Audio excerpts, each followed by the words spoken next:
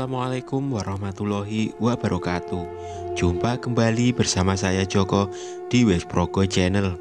Untuk cerita kali ini akan melanjutkan cerita yang sama yang berjudul Kau Gantung Jasadku bagian terakhir. Sebelum ke cerita, jangan lupa subscribe channel ini dan klik tanda lonceng agar dapat menikmati cerita-cerita terbaru dari kami. Langsung saja kita dengarkan ceritanya. Suara motor Lintang menemani perjalananku kembali ke rumah Bude. Kali ini lebih banyak melamun daripada mengobrol seperti saat berangkat tadi. Cerita Mbah Sarmi mengenai tragedi Nilam benar-benar membuatku berpikir bahwa betapa beruntungnya hidupku yang tidak harus bersangkutan dengan hal-hal mengerikan seperti santet yang meneror keluarga Nilam. Ternyata di dunia ini tidak hanya luas tapi juga dalam. Bahkan di sekitar kita pun ada banyak hal yang tidak mampu kita ketahui dan terlalu dalam untuk dijangkau. Kau masih kepikiran cerita Mbah Sarmi? Tanya Lintang dengan suaranya yang menyatu dengan angin perjalanan. Iya, ternyata ada cowok yang kayak begitu ya. Seharusnya pasangan itu ada untuk melengkapi hidup, bukan untuk tujuan mengerikan seperti itu. Jawabku mendengar suaraku yang sedikit parau. Lintang menghentikan motornya dan menoleh ke arahku. Kinan, aku mau mampir sebentar, gak apa-apa ya? Ucap Lintang. Mau kemana emang? Tanyaku. Sebentar saja, searah kok, temenin ya. Aku mengangguk mengiyakan. Lintang sudah membantuku seharian. Tidak ada salahnya bila aku menemaninya sebentar. Lintang melaju motornya ke tempat yang cukup sering kulewati. Kami melalui stasiun dan melewati jalan yang searah yang penuh dengan wisata dan pedagang. Trotoar dan ornamen jalanan yang khas dengan kota ini memanjakan mataku hingga akhirnya Lintang memarkirkan motornya di alun-alun. Mau kemana kesini Tang? Tanyaku bingung. Minum es degan, ucapnya sambil membantu melepaskan helmku dan meletakkan di motornya.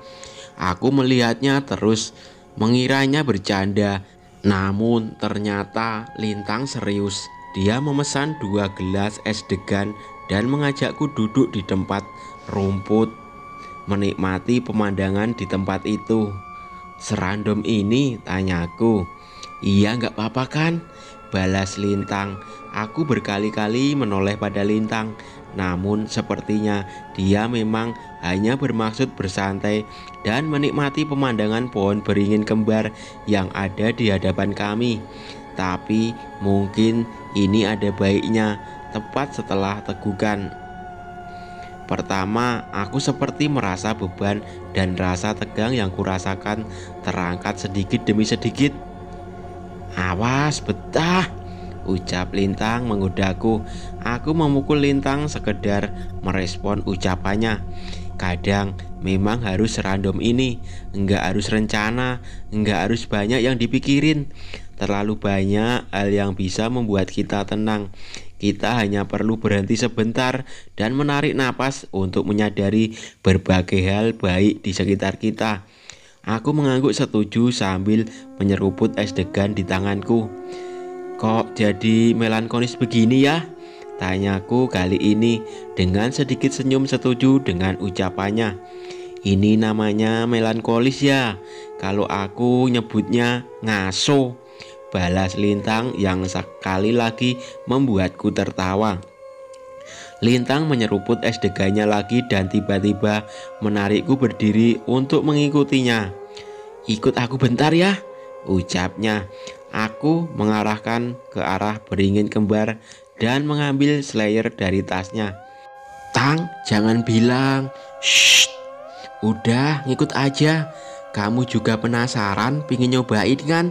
Balasnya, aku tertawa menutup mulutku menanggapi kelakuan random Lintang. Tapi dia benar, dari dulu aku ingin mencoba mitos yang ada di alun-alun ini. Namun tidak pernah kejadian, aku memang pemalu. Tahu kan aturannya? Tanya Lintang. Berdoa, mengucapin keinginan, nggak boleh ngintip, dan jalan lurus melewati di antara dua pohon beringin itu. Yep, pinter. Jangan jauh-jauh, ucapku. Tenang, aku ikutin terus dari belakang, jawab Lintang. Aku memulainya. Sepanjang jalan aku hanya tersenyum-senyum dengan perbuatanku ini. Tapi setidaknya setelah ini aku tidak penasaran lagi. Langkah demi langkah kuraba dengan menghafal posisi di mana pohon beringin itu berada. Namun setelah beberapa lama, tiba-tiba Lintang memanggil, "Kinan, mau kemana?" Terdengar suaranya sedikit tertawa. Aku membuka penutup mataku dan melihat ke depan. Rupanya posisiku saat ini sudah sangat melenceng jauh hingga hampir menabrak sekumpulan orang. Aku hanya tertawa melihat kegagalanku dan berlari kembali menuju gelas es deganku yang belum habis. Namun tepat sebelum sampai kembali, Lintang menarik tanganku lagi tepat di tempat aku mulai tantangan itu tadi. "Sekali lagi ya," ucap Lintang. Aku mencoba menolak, tapi Lintang segera memakaikan penutup mata itu padaku. "Udah ah, malu." "Tenang, malunya bagi dua sama aku," ucap Lintang santai. Aku mengikuti permainannya. Namun kali ini aku tidak mendengar suara langkah kaki Lintang di belakang. Aku terus meraba ke arah-arahku melangkah. Namun aku sudah merasa hasilnya pasti akan sama saja. "Kinan!" Itu suara Lintang. Suaranya cukup jauh di hadapanku. Aku tahu arah suara itu dari mana dan mengikutinya. Sekali lagi Lintang memanggil namaku dan aku mengikuti kemana arah suara itu hingga tiba-tiba aku terhenti saat menabrak seseorang. "Kinan!" Terdengar suara Lintang di hadapanku. Aku mengambil kesimpulan yang aku tabrak itu adalah Lintang. Kadang hidup ini memang gak bisa ditebak. Bahkan walau kita mencoba mengarahkan sebisa mungkin sesuai dengan harapan kita. Entah saat ini aku sedekat apa dengan Lintang. Belum pernah aku mencium aroma parfumnya sedekat ini. Tapi bukan itu masalahnya. Masalahnya kenapa tiba-tiba jantungku berdetak begitu cepat. Kisah Nilam dan Bira pasti akan meremukkan hati semua yang mendengarnya. Tidak ada yang bisa menebak akan ada di posisi itu, ucap Lintang lagi. Maksud kamu apa, Lintang?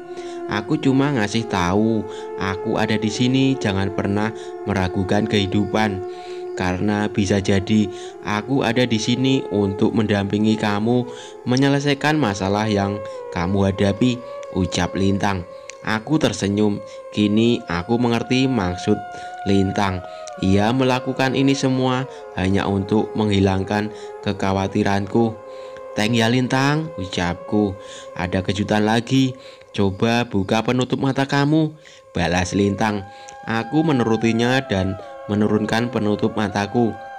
Dan benar, Lintang tak jauh dari sejengkal di hadapan mataku. Jantungku semakin berdetak kencang, namun ia segera menggeser tubuhnya dan menunjukkan apa yang ada di hadapanku.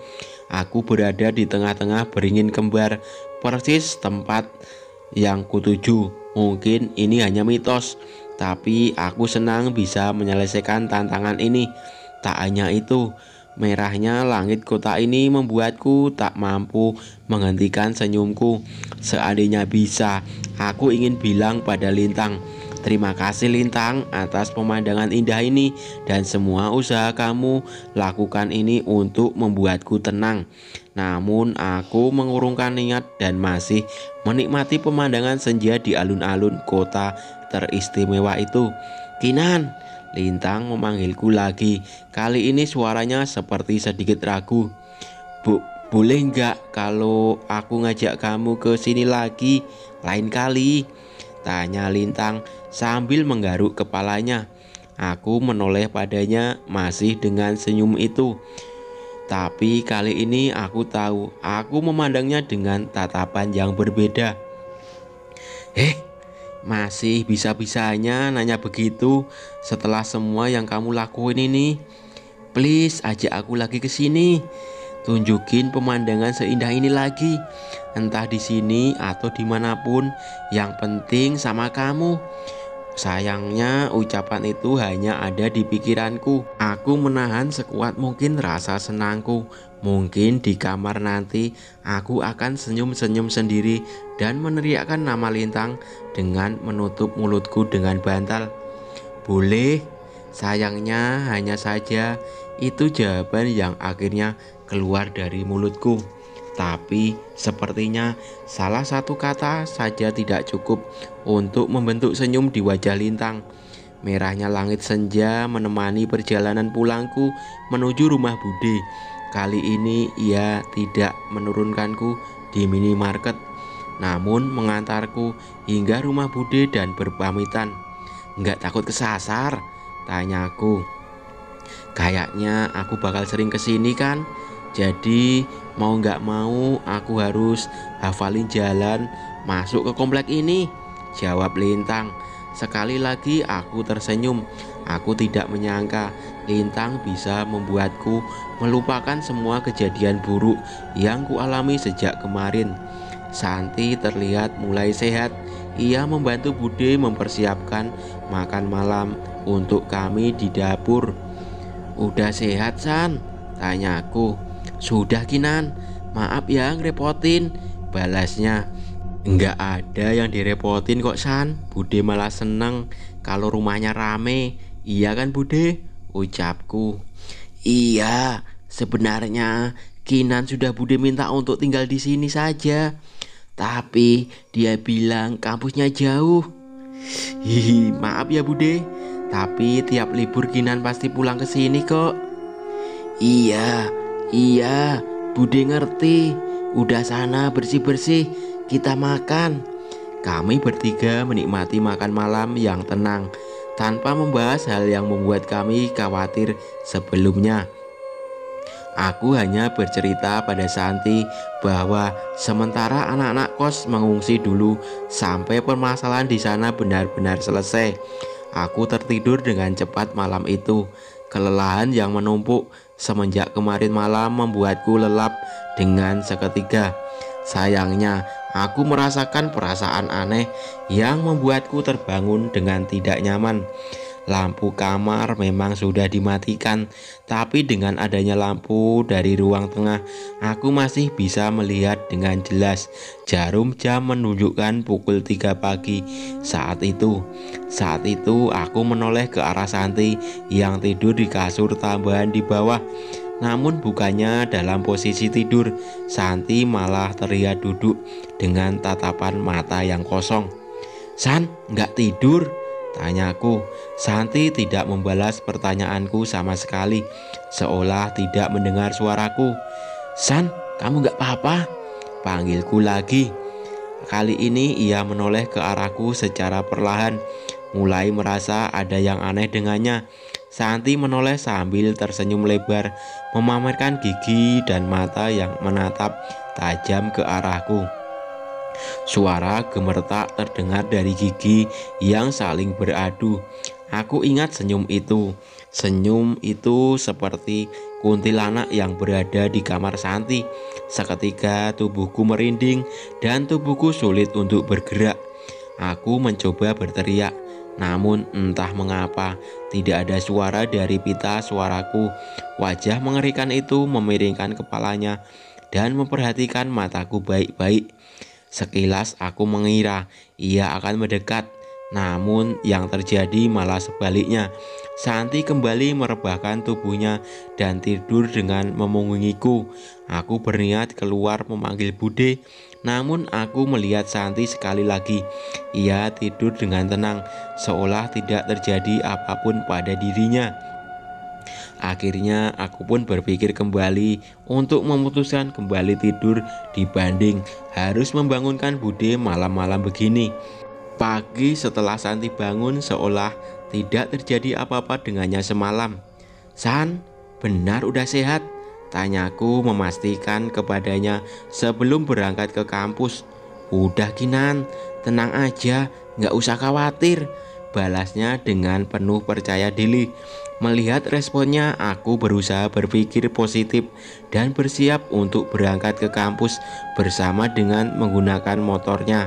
Walaupun sudah tidak terlalu kepikiran, tapi aku masih sulit untuk berkonsentrasi menerima pelajaran di kampus saat ini.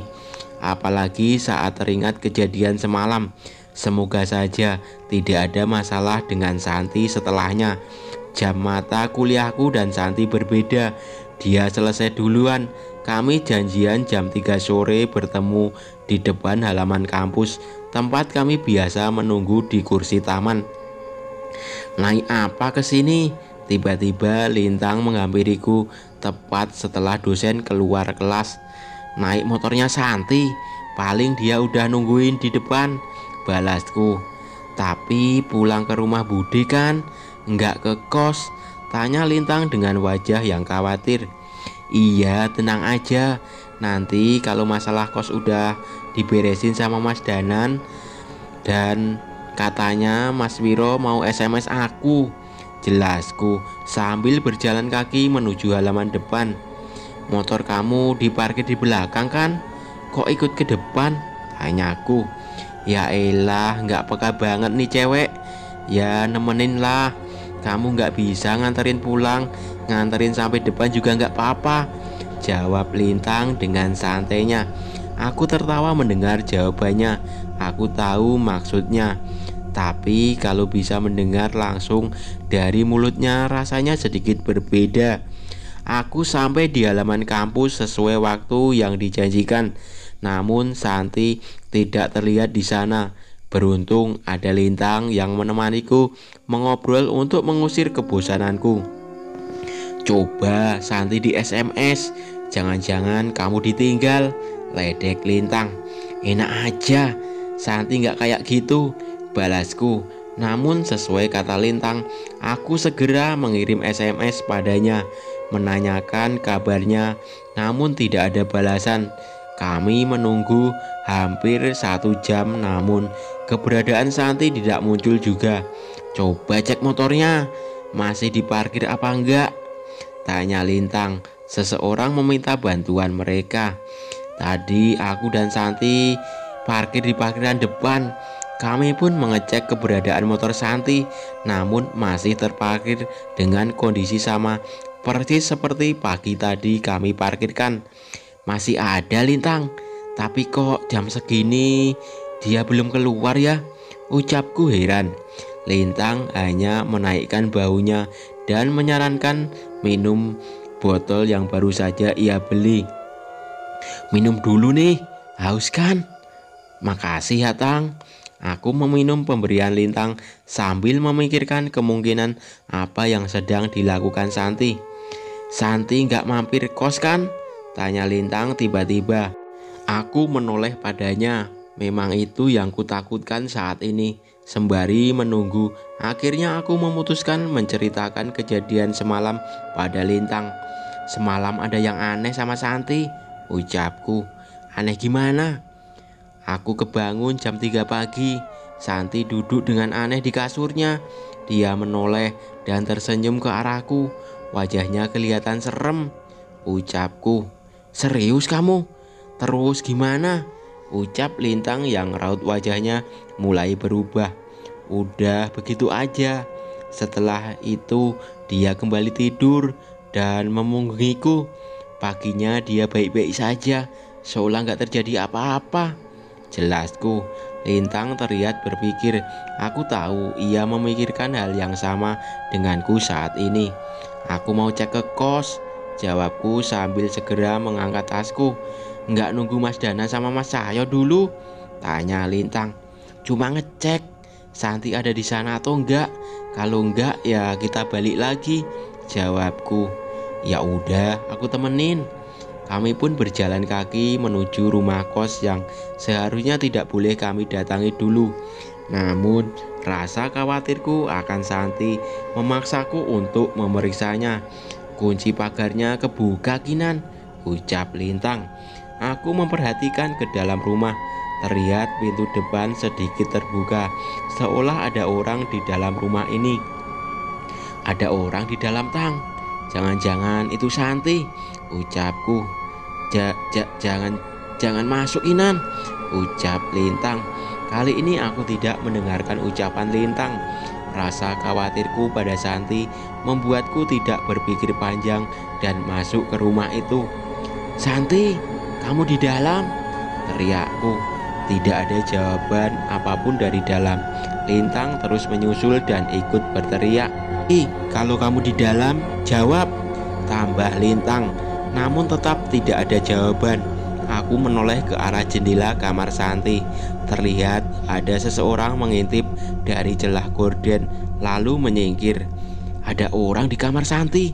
Aku pun memberanikan diri untuk masuk. Lintang yang sudah tahu tidak ada gunanya menahanku, akhirnya ikut masuk untuk menemaniku. Suasana rumah masih sama seperti saat kami tinggal kemarin. Hari sudah sore hingga tidak banyak cahaya yang masuk ke rumah. Aku segera menyalakan lampu dan suasana di rumah menjadi lebih terang. Santi," panggilku sambil mengetuk kamar Santi. Tidak ada jawaban sama sekali. Mencoba memperhatikan semua sisi rumah, namun tidak ada tanda-tanda orang lain di rumah ini. Kamar yang lain pun masih terkunci dari luar, tapi tidak dengan kamar Santi. "San, aku masuk ya," ucapku mencoba memastikan apakah ia ada di dalam. Mendengar ucapanku, Lintang langsung mendekat, berjaga-jaga seandainya sesuatu terjadi padaku. Aku membuka pintu kamar Santi perlahan. Sekilas aku teringat sosok makhluk yang pernah ada di kamar ini saat aku dan Mas Cahyo Danan menjemput Santi. Merasakan kegelisahanku, Lintang segera menggenggam salah satu tanganku saat aku membuka kamar Santi. Tidak ada siapa-siapa di kamar itu, tapi aku yakin sekali ada seseorang mengintip dari kamar ini saat kami masih di luar tadi. "Nggak ada siapa-siapa, Kinan," ucap Lintang. Aku semakin bingung. Kalau Santi tidak ada di rumah ini, berarti ia ada di mana? Perlahan aku keluar meninggalkan kamar Santi. Lintang menutup kembali pintunya. Namun sekilas aku kembali merasakan seolah ada sosok wajah yang memandangku tepat sebelum pintu itu tertutup. Perasaan merinding kembali menyelimuti tubuhku. Seandainya lebih lama di sini, mungkin hal buruk akan terjadi. "Kita cabut sekarang, Lintang," ucapku. Lintang setuju. Ia memberikanku jalan di depan untuk meninggalkan rumah ini. Namun tepat sebelum sampai pintu, aku mendengar suara dari kamar belakang. "Ada suara, Tang," ucapku. "Dari kamar belakang ya?" Aku mengangguk. Kami pun mengurungkan niat kami untuk kembali dan berpikir untuk mengecek kamar belakang. "Kinan, perasaanku gak enak. Kita cari orang lagi. Ajak Mas Wiro atau siapa. Lagian sudah mau maghrib," jawab Lintang. Sebenarnya aku setuju, namun setelahnya terdengar suara seseorang melantunkan lagu dengan menggumam dari kamar belakang. Entah mengapa aku merasakan bahwa itu adalah suara Santi. "Itu Santi, Tang, gak salah lagi," jawabku. Lintang menghela napas mendengar reaksiku. "Ya udah, kamu nunggu di sini. Nggak akan aku biarin kamu ke kamar itu," ucap Lintang. Aku menuruti ucapan Lintang dan menunggu di depan pintu rumah. Lintang berjalan mengecek ke kamar belakang. Seiring dengan langkah kaki Lintang, tiba-tiba pintu kamar belakang terbuka. Perlahan suara gumaman Santi terdengar semakin jelas. Aku melihat dari jauh sesuatu yang berada di kamar itu. Itu benar Santi. Tapi dia berbeda. Wajahnya terlihat pucat, pasai, dan sambil tersenyum memainkan sisir di rambutnya. "San, kamu ngapain, San?" Lintang mencoba mendekati Santi. Namun Santi tidak menjawab dan malah tertawa kecil dan menatapku dari celah pintu. "Lintang, dia kesurupan," ucapku. "Kita nggak bisa biarin dia kayak gini begini," ucap Lintang. Aku setuju dengannya. Lintang terlihat setengah mati melawan rasa takutnya dan membaca doa-doa yang cukup panjang. Aku tidak pernah menyangka di balik santainya seorang Lintang ternyata dia juga cukup hafal doa-doa panjang. Mendengar itu mendadak wajah Santi berubah. Ia terlihat marah dan menatap ke arah Lintang. Santi berdiri dan bersiap menerjang Lintang. Namun ia tertahan saat Lintang kembali mengeraskan doa-doa yang ia baca. "Tinggalkan tubuh Santi," perintah Lintang dengan suara gemetar. Makhluk di tubuh Santi tidak gentar. Ia terlihat tidak bisa mendekat ke Lintang dan akhirnya berteriak dengan suara-suara aneh dan mencakar tubuhnya sendiri. Bersamaan dengan itu, tiba-tiba terdengar suara pintu bergetar. Aku menoleh ke arah luar dan terlihat sepasang makhluk yang terbungkus kain kafan menatap dari depan kaca jendela, seolah menahan kami untuk keluar. Tubuhku gemetar. Seketika aku merasa kami sudah terjebak di rumah ini. "Lintang, di luar ada pocong," ucapku yang segera berjalan mendekati Lintang. Makhluk di tubuh Santi semakin tersenyum melihat kami yang semakin takut. Tak cukup sampai di situ. Tak jauh dari posisi Santi, tiba-tiba terdengar suara tangisan bersamaan dengan munculnya sosok wanita dengan wajah mengerikan dengan tali menggantung di lehernya. Itu roh Nilam?" tanya Lintang. Aku memperhatikan lebih jelas. Semua yang terjadi pada roh itu persis seperti sesuai yang diceritakan Mbah Sarmi. Suasana tempat ini tidak pantas lagi disebut rumah. Saat ini tempat ini lebih pantas disebut sarang makhluk halus. "Kita cari jalan keluar lain, Kinan. Ada pintu di belakang," ucap Lintang. Aku ingin menjawab namun tiba-tiba suaraku tidak keluar. Tiba-tiba tubuhku panas dingin. Sesuatu seperti ada di sekitarku dan mengelilingiku. Samar-samar terlihat bayangan makhluk yang kulihat di kamar Santi. Di pikiranku, aku menoleh pada Santi. Tiba-tiba dia terbaring lemah di lantai kamar dan berusaha untuk berdiri seolah sudah mampu menguasai dirinya. Lintang, tolong!" Aku ingin berkata seperti itu, namun kata itu tidak keluar sama sekali. Anehnya wajahku tersenyum sendiri dan mengeluarkan tawa yang aneh. Makhluk yang merasuki tubuh Santi kini mencoba merasukiku. "Kinan, kamu kenapa?" Lintang yang menyadari kondisiku segera menghampiriku yang hampir terjatuh. Wajahnya terlihat begitu khawatir. Ia berusaha menahan rasa takutnya dan membacakan doa sambil menggenggam tanganku. Aku terus membaca doa yang sama dalam hati, berusaha bertahan agar makhluk ini tidak menguasai tubuhku. Tapi yang terbentuk di wajahku hanyalah senyuman aneh dari makhluk yang merasukiku. Keadaan semakin parah ketika sosok pocong yang sebelumnya ada di luar kini melayang mengelilingi aku dan Lintang dan menatap kami dengan wajah yang mengerikan. Bau busuk tercium. Sepertinya keberadaan pocong itu yang membawa bau ini. Aku melihat wajah Lintang yang mencoba memberanikan dirinya. Ia terlihat tidak berniat meninggalkanku sama sekali. Dengan pocong yang mengelilingi kami, aku yang kesurupan, sosok roh Nilam yang terus menatap ke arah kami. Lintang masih terus di sini dan membacakan doa-doa untuk melindungiku. Keadaan semakin mencekam ketika kaca-kaca jendela mulai bergetar dan suara benda yang pecah dari segala arah. Suara langkah kaki pun ikut mendekat ke arah kami. Aku hampir tidak dapat mempertahankan kesadaranku. Namun sebelum aku kehilangan kesadaran, tiba-tiba terdengar suara pintu terbuka dengan keras. "Benar Mas, ada orang." Aku kenal suara itu. Itu suara Mas Wiro terdengar. Langkah beberapa orang juga ikut mendekat. Saat itu aku melihat senyum di wajah Lintang. "Kalian hebat, bisa bertahan sejauh ini." Aku tahu itu adalah suara Mas Cahyo. Ia membacakan doa seperti yang kami bacakan sebelumnya.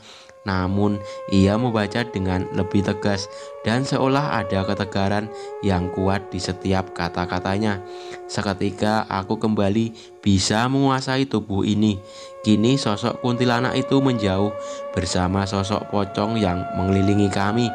"Mas Cahyo, Mas," ucap Lintang yang segera membawaku mundur ke belakang mereka. Mas Cahyo membantu Santi yang masih terlihat lemah untuk menjauh dari kamar belakang. "Sudah, tenang saja. Habis ini semuanya akan kembali tenang," balas Mas Cahyo. Tak berapa lama aku melihat Mas Danan datang, menyusul masuk ke dalam rumah. Ia bersama dengan seorang perempuan yang umurnya lebih tua dari kami semua. Mereka langsung masuk menuju kamar belakang dan wanita itu memperhatikan setiap sisi rumah ini seolah berusaha mengingat sesuatu. Matanya terlihat berkaca-kaca menahan tangis. "Itu siapa?" tanyaku pada Mas Cahyo. "Dia orang yang meminta tolong pada kami untuk menyelesaikan masalah ini," jawab Mas Cahyo. Aku tak menyangka ternyata keberadaan Mas Danan dan Mas Cahyo di tempat ini bukan kebetulan, melainkan ada seseorang yang meminta bantuan mereka. "Dia siapa?" tanyaku yang masih belum puas dengan jawaban Mas Cahyo. "Mbak Vera," terdengar jawaban Mas Cahyo. Seketika aku dan Lintang menoleh ke kamar itu menyaksikan apa yang ada di sana. Mengetahui Mas Danan dan Mbak Vera mendekat. Sosok hantu di rumah ini terlihat marah dan mencoba menyerang mereka berdua. Namun Mas Danan tetap tenang di sisi Mbak Vera. Mas Cahyo hanya berdiri menatap semua makhluk itu dengan wajah yang kesal. Dan seketika terdengar suara auman hewan buas menggema di seluruh ruangan, bersamaan dengan munculnya bayangan menyerupai kera raksasa. "Sekali saja kalian menyentuh temanku, akulah yang akan melawan kalian," Mas Cahyo memberi ancaman yang membuat semua makhluk di ruangan itu mundur. Aku takjub dengan apa yang ia lakukan. Makhluk yang sedari tadi membuatku dan Lintang dalam keadaan bahaya bisa ketakutan hanya dengan gertakannya. "Nilam, ada yang mau ketemu," ucap Mas Danan. Sebuah doa dibacakan Mas Danan sambil menyentuh kepala Mbak Vera. Seketika Mbak Vera seperti melihat sesuatu. Maafin aku Nilam," suara Mbak Vera terdengar faro, mencoba menahan tangis melihat sosok Nilam saat ini. "Aku udah buat kalian sampai seperti ini, maafin aku ya Nilam." Kali ini Mbak Vera tidak dapat menahan tangisnya hingga air mata menetes di lantai rumah itu. "Mas Danan, Mas bisa nolong Nilam kan?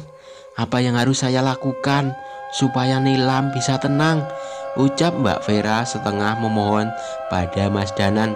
Mas Danan tersenyum dan menatap ke arah Nilam. "Nilam sudah memaafkan kamu sejak dulu," ucap Mas Danan. "Maksud Mas Danan?" "Benar, aku tidak mengerti maksud Mas Danan. Kalau memang Nilam sudah memaafkan Mbak Vera, kenapa Nilam masih gentayangan dan kenapa harus membawa Mbak Vera ke sini?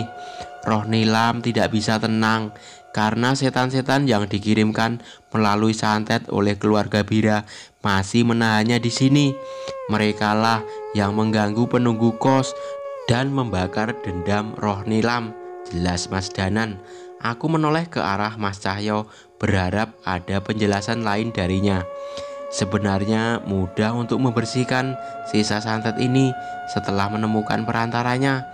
Tapi sebelum menolong mereka yang telah tiada, lebih penting menolong mereka yang masih hidup, ucap Mas Cahyo sambil mengarahkan matanya ke arah Mbak Vera.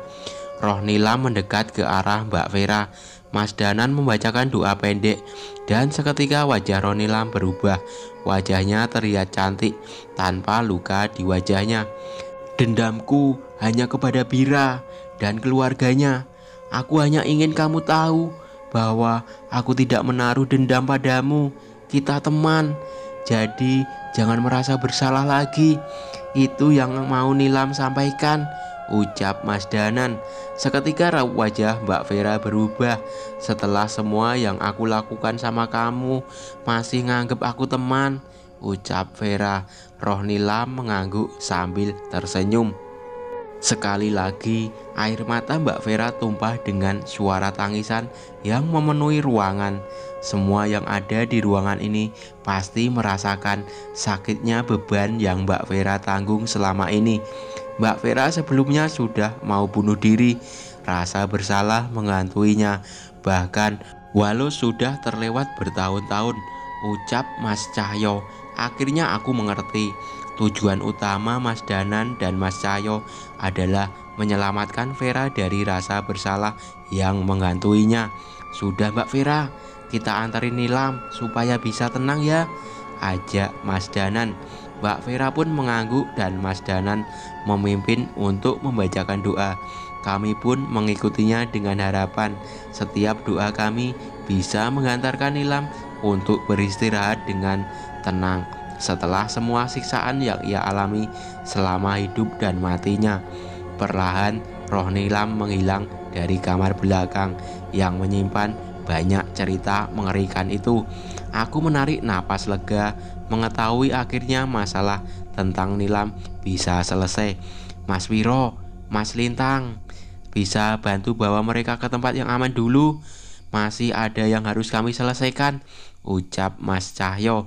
Mereka menyanggupi dan membawa aku, Santi, dan Mbak Vera untuk menunggu di angkringan Mas Wiro. Tepat sebelum meninggalkan rumah, sekali lagi aku memperhatikan sekeliling rumah ini.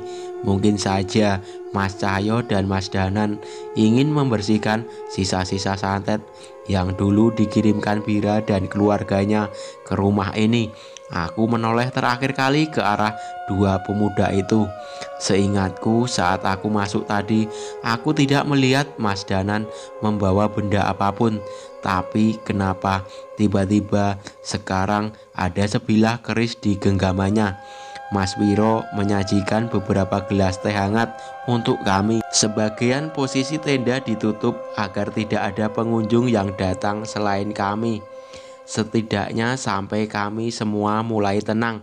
Mas Wiro, pisang gorengnya sebakul ya, terdengar suara Mas Cahyo yang memasuki tenda. Sebakul? Itu perut apa gudang sembako? Ledek Mas Danan membalas ucapan Mas Cahyo. Ternyata tidak butuh waktu lama untuk mereka menyusul kami ke sini. Mereka datang dengan santainya, seolah tidak ada kejadian besar sebelumnya. Sudah beres masalahnya Mas? Tanya Mas Wiro. Mas Cahyo duduk di dekat Mbak Vera dan melepas sarung yang hampir tidak pernah lepas dari bahunya. Ia menunjukkan beberapa benda dari balik sarung itu. Ini perantara santet yang dikirimkan oleh Bira dan keluarganya, ucap Mas Cahyo. Aku berdiri dan memperhatikan benda-benda itu. Ada sebuah kain kafan dengan tanah kuburan di dalamnya, sebuah tusuk konde yang terbuat dari kuningan, dan benda-benda lain berupa kertas dengan berbagai tulisan. Melihat benda itu, aku sudah merinding. Bukan karena bentuknya yang menyeramkan, tapi karena masih ada manusia yang memiliki hati jahat yang memanfaatkan benda-benda dan ilmu seperti itu. Mas Danan, berarti kosnya sudah aman untuk kami tinggali. Kita bisa tidur di sana malam ini, tanyaku memastikan. Sudah, tapi jangan lupa terus berdoa supaya rumah kos itu dijauhi sama roh atau makhluk yang buruk, jawab Mas Cahyo. Berarti udah gak ada makhluk halus di rumah itu, Santi ikut memastikan, bukan gak ada, tapi udah gak ada yang akan mengganggu lagi. Penunggu asli rumah itu masih ada di sana. Jelas Mas Danan. Ingat sosok yang menyerupai Mbak Rini yang memperhatikan Mbak Kinan sebelum kejadian kemarin. Itu adalah penunggu rumah itu yang mencoba melindungi kalian. Aku memang teringat kejadian itu. Seandainya itu memang benar, semoga saja keberadaannya tidak bersinggungan denganku dan penghuni kos lainnya. Malam itu aku dan Santi memutuskan untuk kembali tidur di kos dan memberi kabar ke Bude. Hampir semua yang diucapkan Mas Danan benar. Rumah ini sudah kembali nyaman, persis seperti alasan awal aku memilih tempat untuk ditinggali. Waktu menunjukkan pukul 2 siang. Aku sedang berada di motor Lintang menuju rumah Mbah Sarmi setelah menyelesaikan perkuliahan pagi. Dari jauh aku melihat Mbah Sarmi duduk menikmati udara segar di teras rumahnya. Kali ini ia melamun sambil tersenyum. "Kula nuwun, Mbah." "Permisi," ucapku sambil salim kepada Mbah Sarmi yang disusul oleh Lintang. "Nglamun nopo to, Mbah?" tanya Lintang mencoba menggoda. Namun Mbah hanya menjawabnya dengan senyuman. "Mbah, sudah dengar cerita belum?" tanyaku. Mbah bergeser sedikit dan mempersilahkanku untuk duduk. "Nilam sudah tenang ya, Nduk?" ucap Mbah Sarmi. "Iya, Mbah. Tahu dari siapa?" tanyaku heran. "Mas Danan sama Mas Cahyo ya?" ucap Lintang menebak. Mbah tersenyum lagi. "Kok kamu tahu?" tanyaku pada Lintang. "Lihat tuh, ada pisang setumpuk di sana." "Sudah pasti itu bukan hasil panen, Mbah. Siapa lagi yang bawa kalau bukan Mas Cahyo?" jawab Lintang. Benar ucapan Lintang, sudah ada tumpukan pisang yang terlihat di sana. Namun aku ragu Mbah bisa menghabiskan itu semua. Kami pun menceritakan kejadian saat menenangkan roh Nilam. Mbah pun memperhatikan ceritaku dengan seksama dan dengan mata yang berkaca-kaca. "Syukur, Nduk, kamu sudah bisa tenang di sana," ucap Mbah Sarmi sambil beberapa kali menatap langit. Setelah beberapa lama kami berbincang, terlihat sebuah mobil taksi berhenti di depan rumah Mbok Sarmi. Seorang wanita turun dari sana. Aku memperhatikan wanita itu dalam sekejap. Aku bisa mengenalnya. Itu adalah Mbak Vera. "Wah, Kinan, Lintang di sini juga," ucap Mbak Vera yang segera salim ke Mbok Sarmi yang terlihat bingung.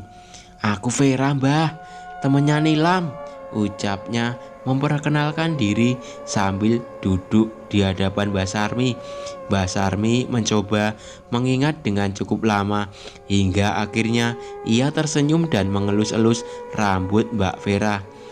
"Ya ampun, Nduk, sudah lama banget.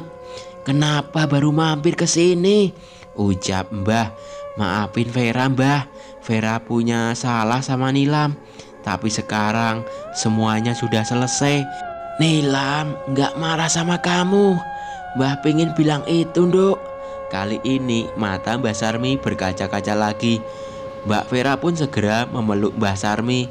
"Maafin Vera ya, Mbah." Tidak banyak kata-kata setelahnya, hanya pelukan hangat dan tetesan air mata yang menular hingga ke mataku sekarang. Kami pun melanjutkan pertemuan ini dengan obrolan ringan sampai Mbak Vera mengeluarkan sebuah benda, kebaya berwarna hijau. "Mbah, dulu Nilam pernah bilang ke Vera. Dia bilang pengen beliin Mbah kebaya warna hijau. Katanya buat dipakai ke hajatan-hajatan kampung. Ini sekarang Vera beliin," ucap Mbak Vera. "Nilam masih ingat toh, Nduk?" ucap Mbak Sarmi sambil tersenyum. Mbak Vera hanya mengangguk mengiyakan, sementara Mbah sudah memeluk kebaya hijau itu dengan wajah yang sumringah. Aku merasa perbincangan mereka akan semakin dalam dan mengajak Lintang untuk meninggalkan mereka. Mungkin kami akan sering mampir ke tempat ini sekedar untuk menikmati ketenangan sambil menemani Mbah Sarmi. "Kita mau kemana habis ini? Alun-alun lagi yuk," Tanyaku pada Lintang. Lintang menggeleng. Terus kemana? Ada tempat seru tapi agak jauh. Kamu siap enggak? Tanya Lintang. Aku mengangguk dengan semangat. Namanya Bukit Bintang. Habis ini balik ke kos dulu, ambil jaket. Terus kita berangkat. Emangnya mau ngapain kita ke sana? Tanyaku. Aku cuma mau nunjukin sama bintang-bintang di sana kalau namanya Kinan itu jauh lebih cantik dari bintang manapun yang bisa dilihat di tempat itu, ucap Lintang yang segera menarik tanganku menuju ke motornya. Iya, aku tahu. Saat ini wajahku sedang memerah. Tidak ada respon lain yang kupikirkan selain memukul punggungnya dari belakang sambil berteriak, "Dasar Lintang gombal!" Aku tidak tahu apa yang dipikirkan Lintang, tapi sepertinya aku tahu di balik helmnya itu Lintang sedang tersenyum dengan reaksi saltingku. Oke, sampai di sini dulu cerita dari saya. Jangan lupa subscribe, like, share, komen, dan nantikan cerita-cerita berikutnya dari kami. Wassalamualaikum warahmatullahi wabarakatuh.